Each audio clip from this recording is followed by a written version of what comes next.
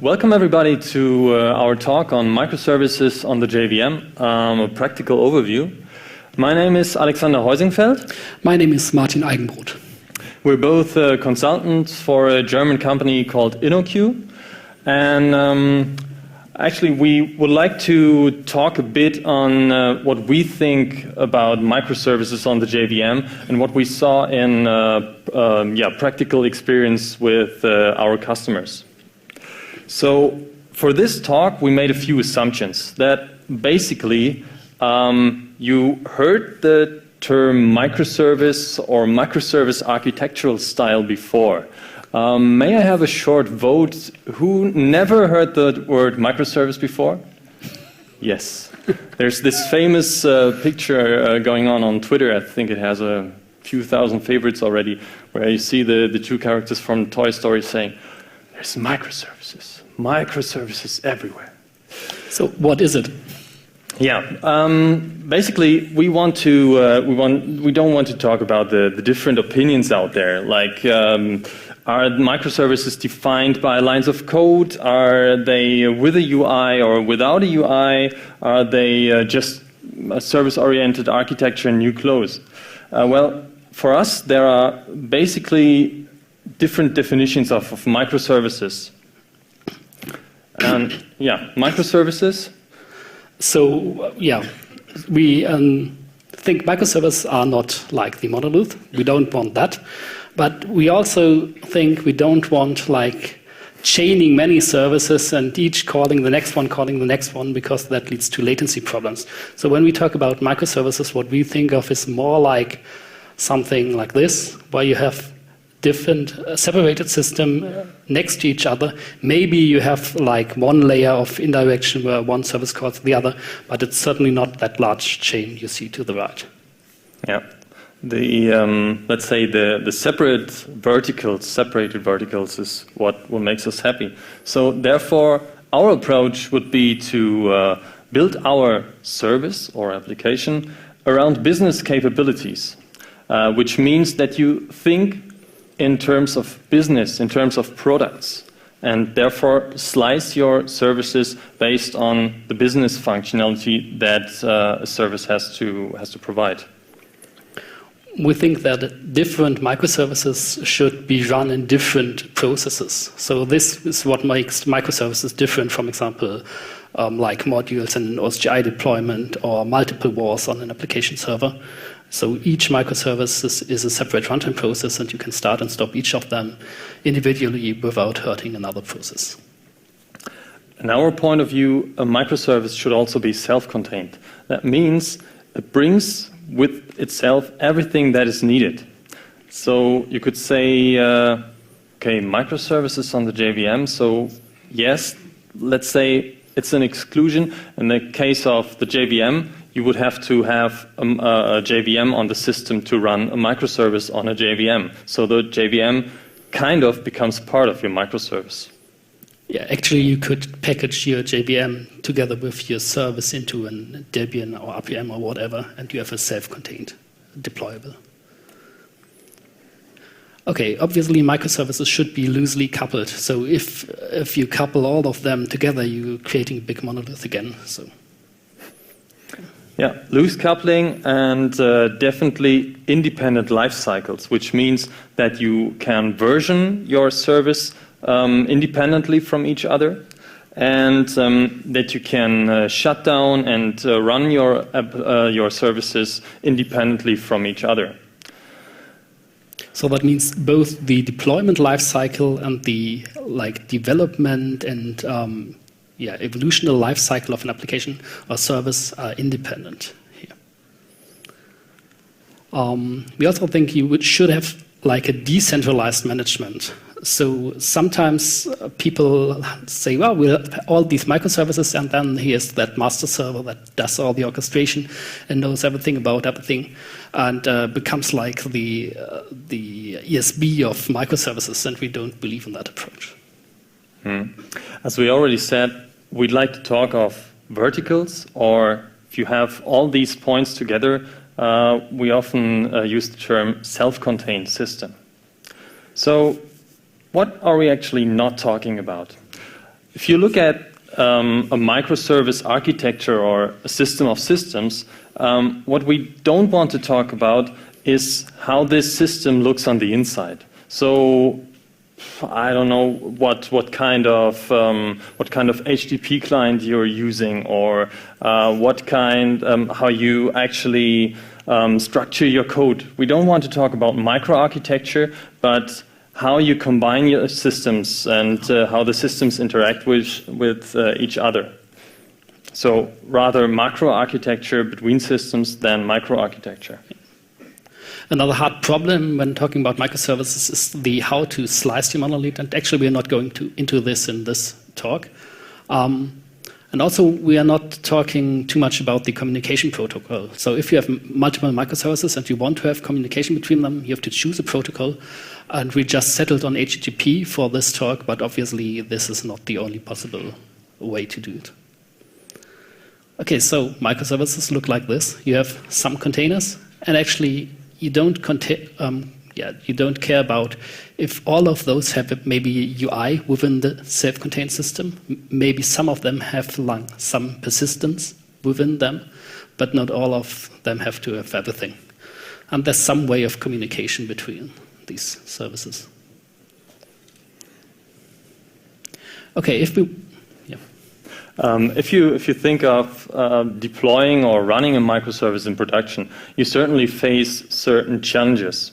And the first that we would like to mention and tackle in our talk is actually the distributed configuration. That you don't want to have the configuration for all your services bundled in a specific place, but you certainly want to be able to support distributing your configuration to those services. If you have multiple services and you want them to talk to each other, they need to discover each other. So certainly you have some service registration and discovery problem you may want to solve. Another point, if you have distributed systems, of course, you introduce network traffic between those systems. And therefore, you have to spend more time on thinking about resilience so that your application stays responsive in case of failure. And, for example, could also support graceful degradation, meaning providing fallback values. If you break your monolith into multiple services, you have obviously more things you need to deploy. And so deployment should be made easier than it is now. It should be automated and it should be fast for each microservice. And the last but definitely not least important point is metrics. You all will know that without proper logging in production, you're actually blind. And this counts even more if you have a set of distributed systems. Because if you want to autoscale your systems in production, you need to know what the actual state of the system is. So if your system is healthy, if your connection pools are full or empty, and all this is provided by proper metrics. So providing proper metrics will definitely be a challenge when you develop microservices. So we see there are a number of challenges, and we had a look into some current web frameworks on the JVM, and we asked the question, so do they already provide some assistance to solving these problems? And we had a look in some of the frameworks. The first one I would like to introduce is Dropwizard, which actually isn't a framework, but more like a collection of libraries and glue code for that.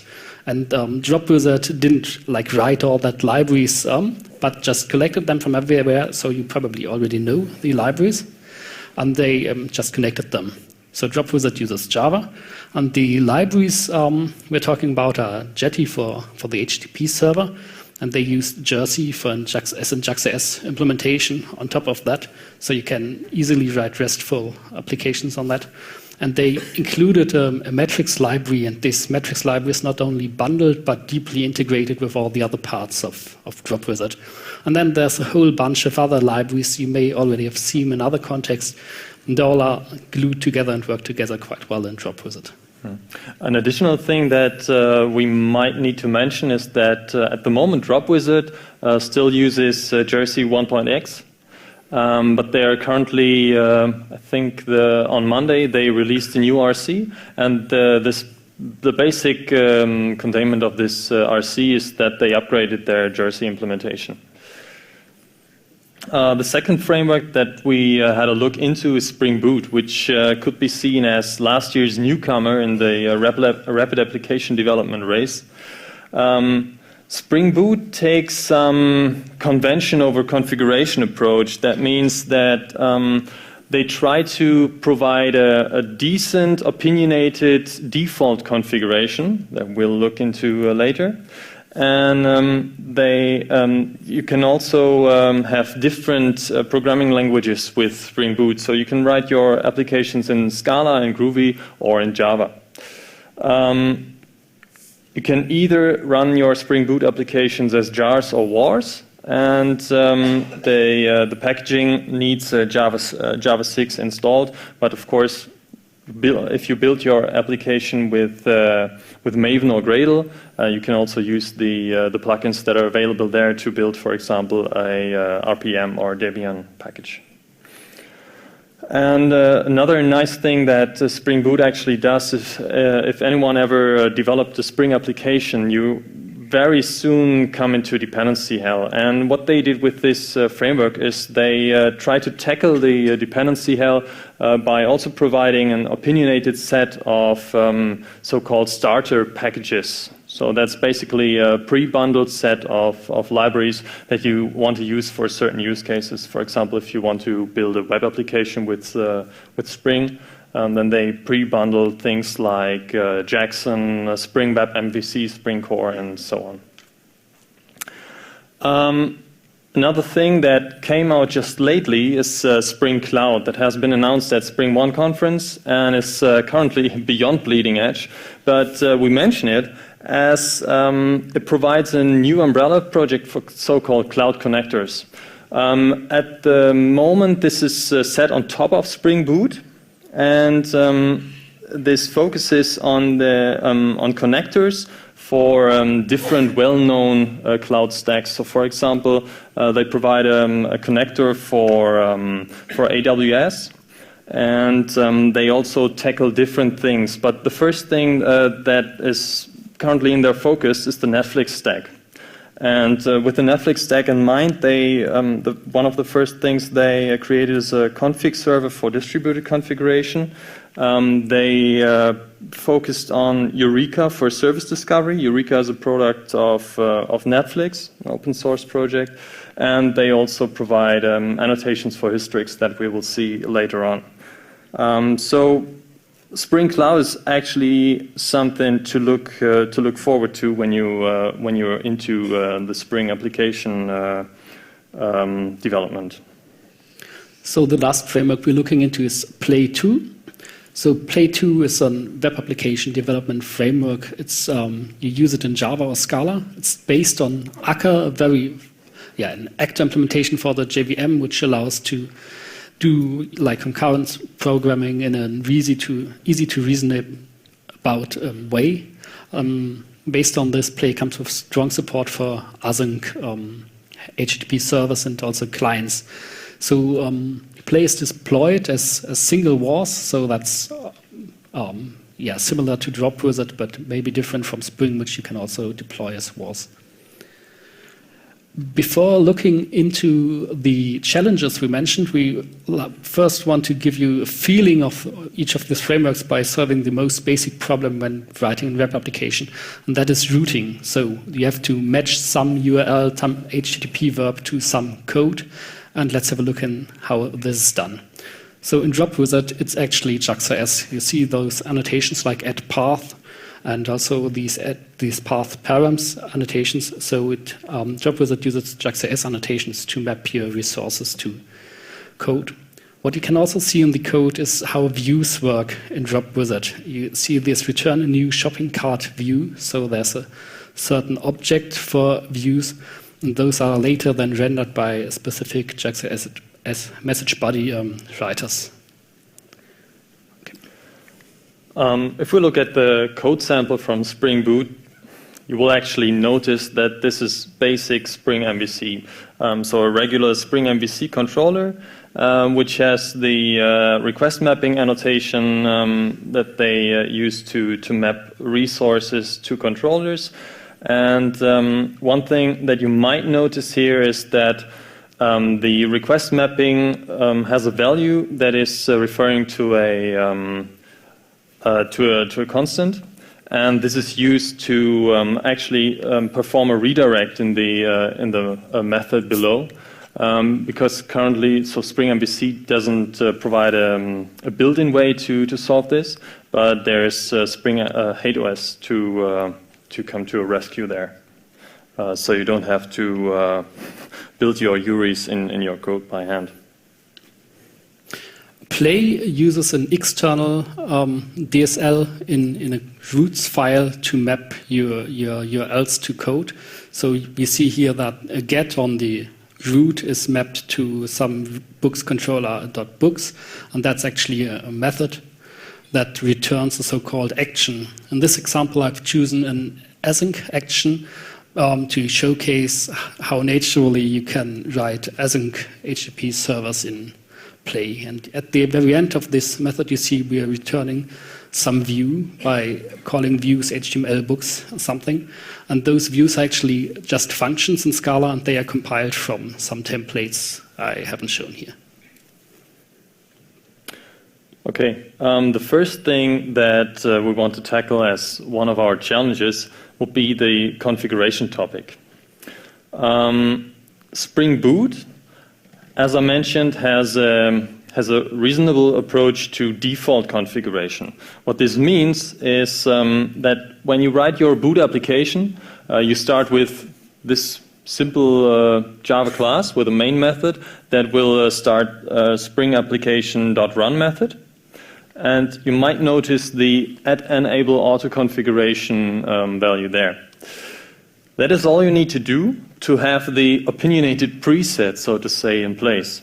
And what this does is that the Spring developers thought about what the values of let's say the libraries they use are generally in their production apps and in their development apps. And they made a preset of configuration values that you can then look into and modify.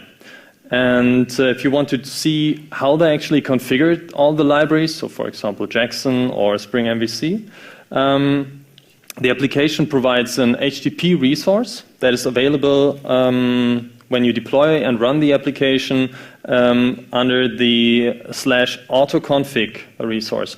This provides a JSON with all the properties that there are, and to override them, you can simply create an application.properties file or a client parameter to the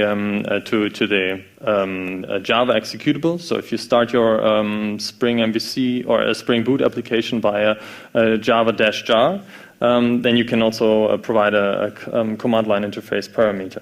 But usually you want to have the application.properties file to override any configuration parameter that you want to have. So for those of you who are familiar with the Spring environments, you notice that we don't yet mention the environments. The Spring environments is actually a way to have different configuration values in different environments. So for example, in development and production. And Spring Boot supports a very straightforward way to do this. You simply create another file that is called application-environment name.properties or .yaml, and put those properties in there that you want to override for production. And that is the basic way how Spring Boot handles this. The application.properties usually lies in your resources folder, but you can also provide a command line parameter that is called Spring config location, and this could also take an HTTP address. So you can have your configuration anywhere else that you like to have it located. So you don't need to bundle your application properties file inside your application, of course. Okay, Play uses a library called Typesafe config that's also used, for example, by Acker. On this library, basically parses some external configuration files, and these files are in a format called HOCON. That's the, I think, human-orientated configuration object notation or something. Basically, you think about it as a JSON file, but they add syntactic sugar, so it's much easier to write than JSON. And you also have features like you can override every property within this file by setting a Java system property, and you can also merge some subtree of that model into another tree and enable defaults by that. But here's no support for like a distributed configuration, as far as I see. You might notice that we didn't mention Dropwizard here because we didn't find any support in Dropwizard for externalizing the configuration. No, I didn't. Did you? Well, there is support for parsing configuration files from YAML and JSON, but again, that's not like distributed. Exactly. Yeah. So it's basically the same state as in Play. Okay. Okay, so if you have services and they communicate with each other, you may be in need of an HTTP client. And of course, you can choose any arbitrary HTTP client, but let's see if the frameworks already come with an HTTP client bundled. And indeed, Dropwizard does. So if we look at this here as how to use the client, you just say client resource, give it a URL, maybe set some accept header and get it. And as you can see, we retrieve not some HTTP response, but a deserialized product. So that's, again, JAX.js, what you're seeing here behind the scenes. And what Dropwizard actually adds to the basic HTTP clients it uses under the hood is that it wires this up with Dropwizard's configuration libraries, and it wires it up with metrics. So you already have metrics on all the data, like how many HTTP requests have you done, and maybe how is the latency and all that stuff. In Spring Boot, we have Spring's REST template that they introduced with Spring 3, which is a basic abstraction for any HTTP calls or REST calls. But unfortunately, well, on the one hand, it supports marshalling and unmarshalling as Dropwizard does by default via Jackson. But unfortunately, it doesn't have any support for hypermedia. So if you have additional links inside your entities that you query, you won't find that there. To use this, you will have to introduce Spring HateOS to your application, which of course you can do. The REST template is also synchronous. That means all the calls that the REST template does are going via the synchronous Apache HTTP client. There is a workaround for the HTTP async client, but as far as I know, it's only inside the newer Spring 4.1 at the moment. Again, what makes Play unique here is async support. So if you look at the API here, you will notice the recover, which tells us that the actually call before does not return a result, but a future of a result. And you can then do everything you do with futures, like map the response or recover from failures that might happen. So as you see, the syntax for doing async stuff in Play is quite simple. The next topic that you certainly want to check is service discovery. So you want to explain what service discovery actually means? Okay, so the situation is you have some client, that's the service in itself, and it wants to call another service, and you have to find out where's that service deployed. One way to achieve this is to have some central registry where you know where to look, and the client asks the registry, yeah, where's the service? And the registry knows because the service has registered itself and maybe given a heartbeat regularly. So that's a basic pattern, which is, for example, implemented by Eureka. Mm-hmm. Eureka, as mentioned before, is an application that is developed by Netflix and is open sourced inside the Netflix GitHub repository. And this does basic service discovery. So it is a config store that actually stores the a service name and the list of registered services for this service or application name. And the reason we mentioned Spring Cloud before is that Spring Cloud actually provides, let's say, a more convenient approach to Eureka. So what they did in the Spring Cloud project is actually provide an enabled Eureka server annotation that you can add to a simple Spring Boot application like this one. And this is enough to start a Eureka server in your environment. And if you have that one running, you can simply add enable Eureka client annotation to your Spring Boot application to register this annotation with the Eureka server inside the network. This sounds very interesting, to me at least. But it turns out distributed systems is not that simple. What you can see here is a basic screenshot of how the Pivotal guys modified the Eureka front end. And you can actually see that my orders application is registered here.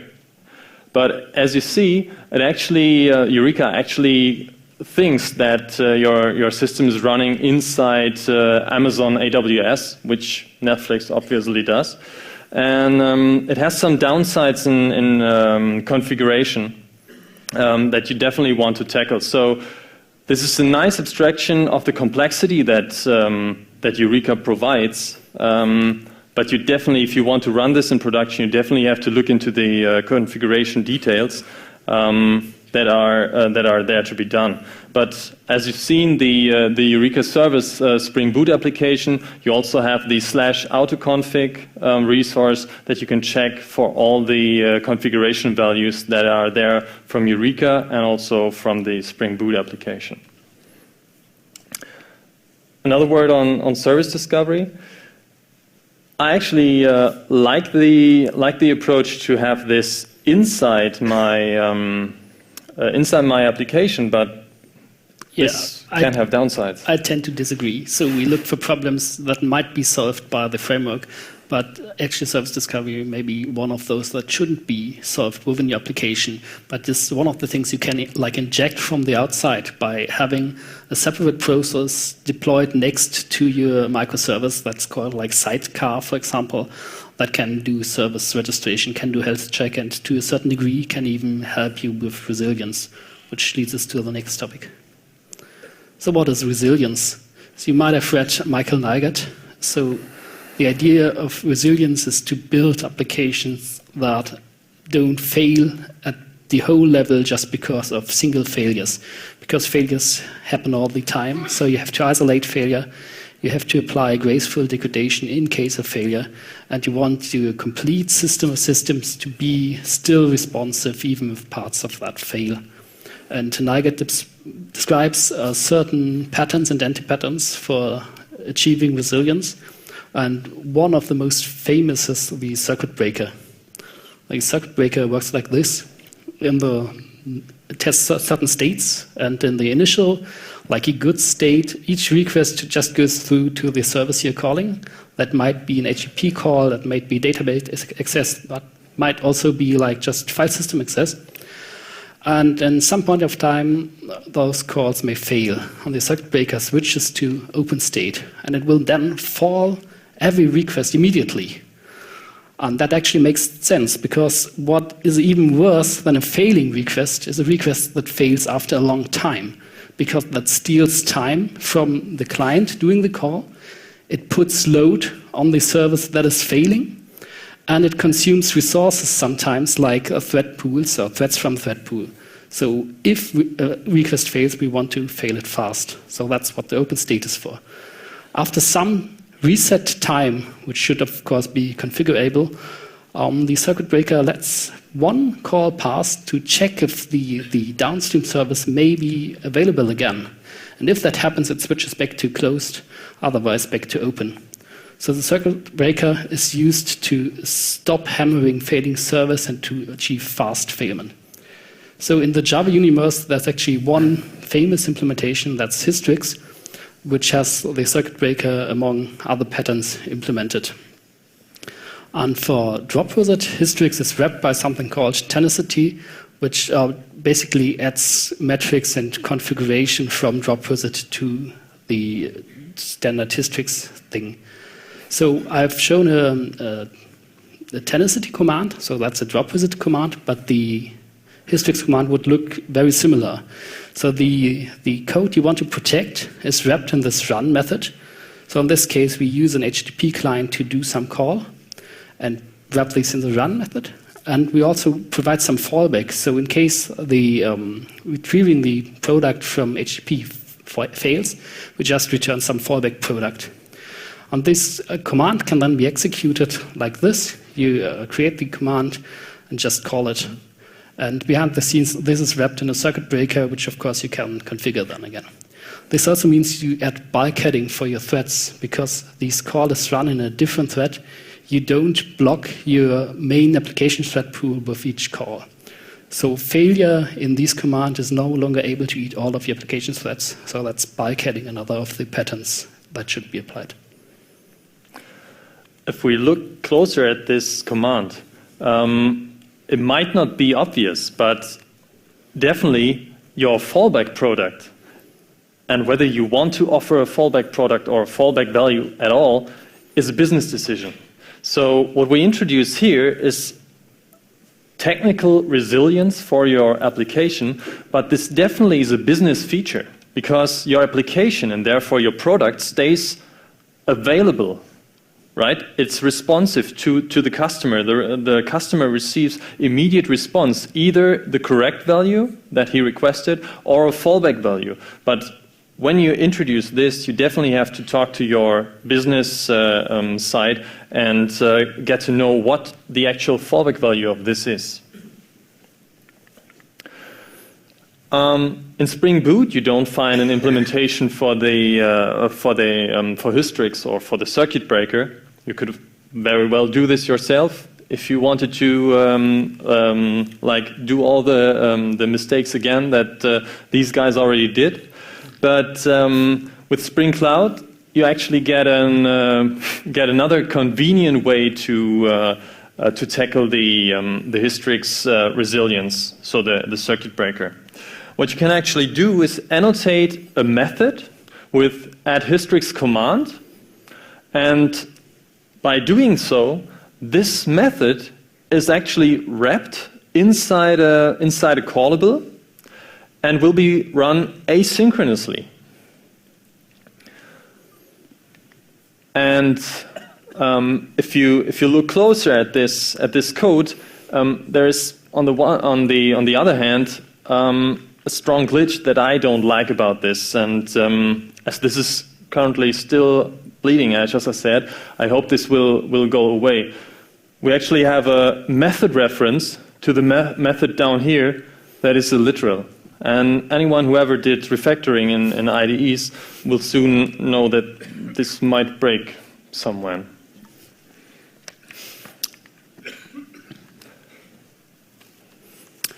So we have seen Hystrix circuit breakers. Of course, you could use the Java library within Play, but it comes with its own circuit breaker. Actually, that's from the Akka library. And the overall concept is the very same, just the API is a bit different. You see, we instantiate the circuit breaker in the second line with this val breaker equals something, and we also explicitly configure the timeouts here and the number of calls we allow to fail before switching to the open state or closed state. And we see the usage in this getBestseller method, where we actually say breaker with circuit breaker, and then comes the block we want to wrap.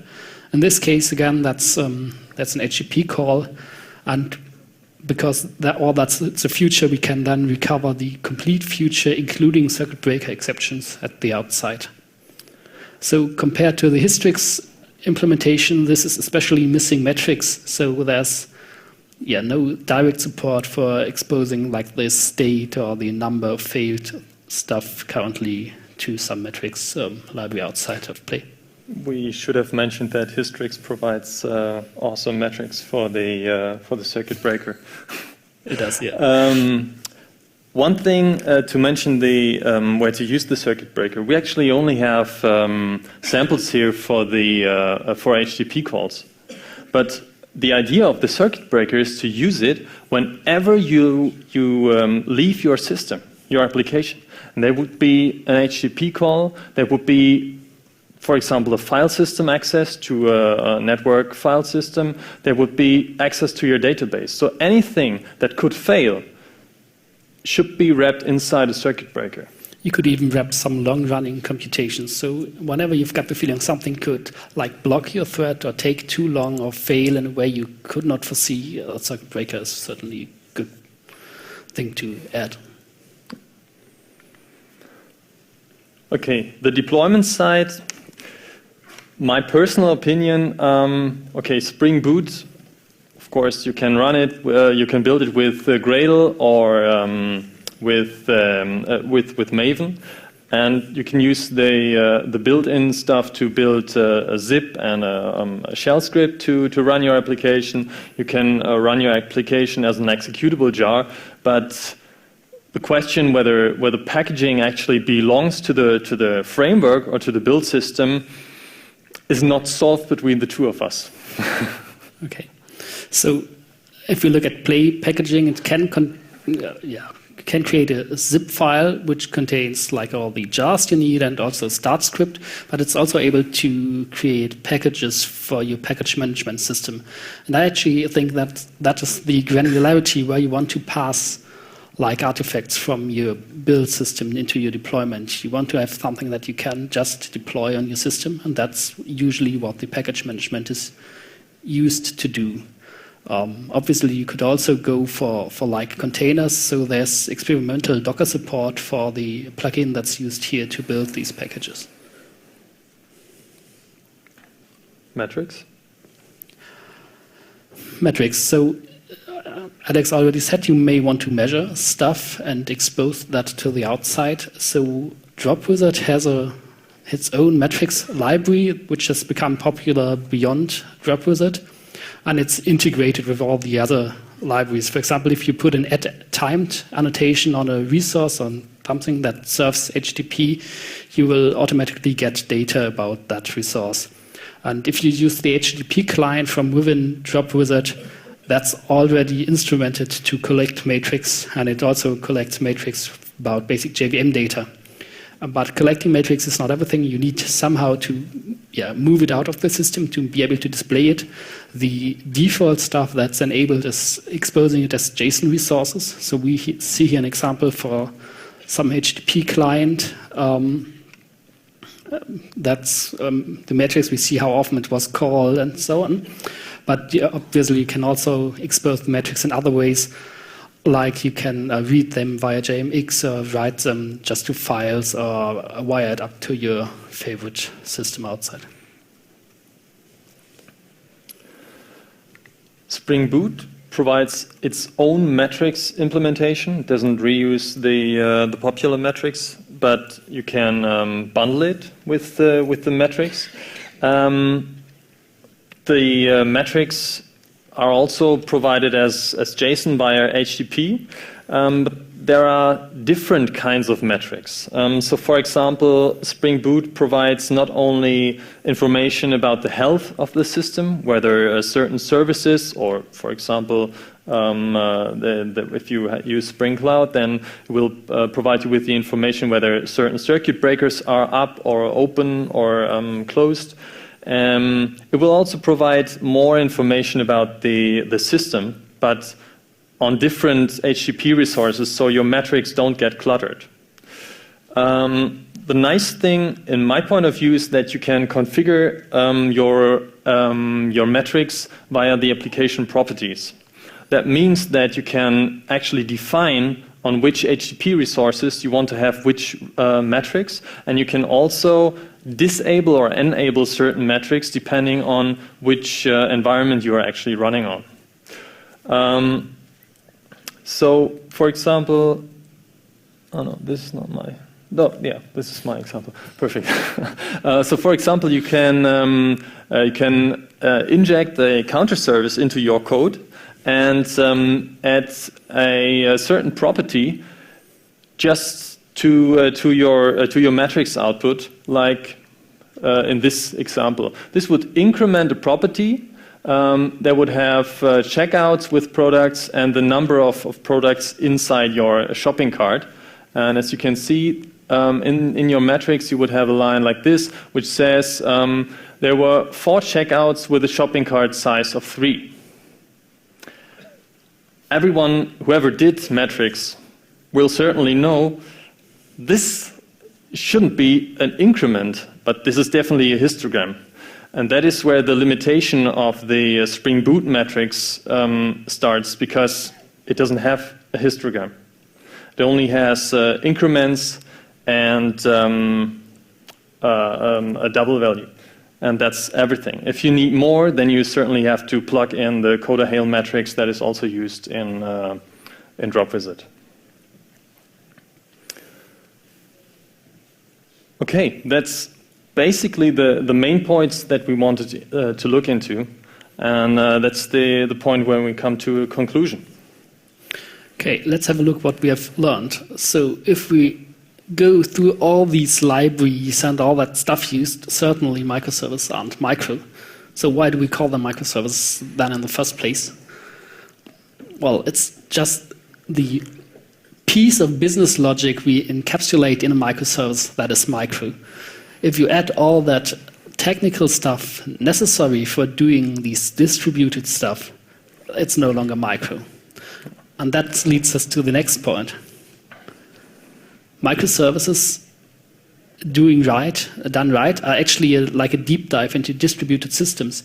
And there's a lot of problems you need to solve then. And I believe actually the question we had at the beginning of this talk, so how can the framework help us, is the wrong question to ask, because many of these problems don't belong inside the framework, but need to be solved like from the outside, from the infrastructure. Yeah, the distributed systems actually means that you have to have a change in your thoughts, how you build your application. You have to, for example, design for failure. Always design with a fallback in mind. Design for the idea that your application or that any of your requests, and be it only a database call, that it might fail because the network is down or some other component is not working correctly. Therefore, you will have a stronger focus on resilience and stability. And another point that currently is a pain in one of my projects is that you definitely need to automate your operations. Anything that is not automated in your processes will cost you a dozen times more if you are going for distributed systems, and this is nothing else but microservices. And therefore, our recommendation is to not build a gazillion of small microservices, but actually be very reasonable and like slice on your business scope. So none of the frameworks provides like a silver bullet, and if any vendor promises you his framework is the thing for microservices, you shouldn't trust him, I think. Okay, that's it from our side. Maybe you have some questions.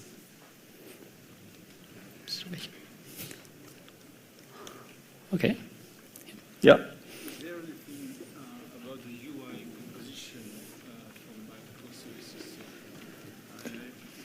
About the UI layer, how can you compose a global business UI? Yeah. The question is how you can compose a global UI for all your different microservices. So if you have like different microservices that all use the same UI, the web UI, is that correct? I'd like to answer that actually. So there are two options, and two of them are obvious. The first is integrating the client using some fancy JavaScript framework, pulling like REST resources together, integrating in the client. If you think that's too many calls over the network, you can push that integration layer into a single service on the server side that then splits down and calls all that other services, aggregates it, gives that back.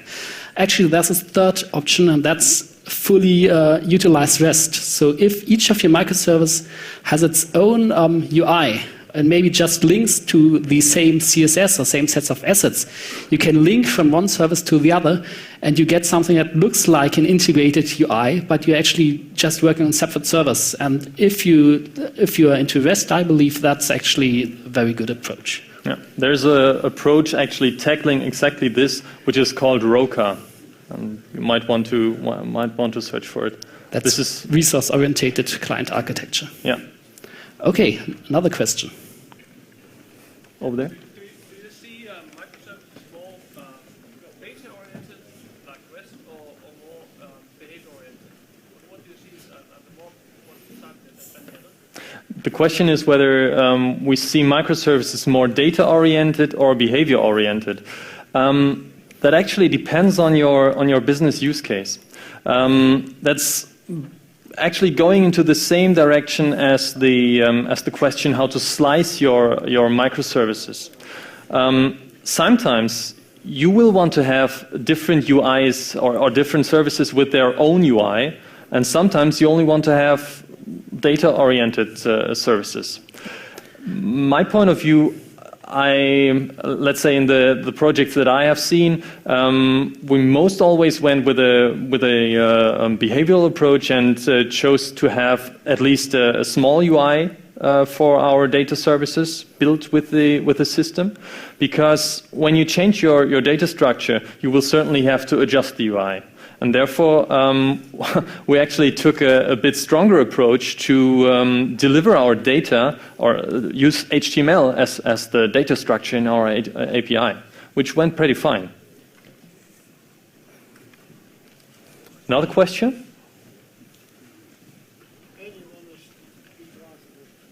Sorry?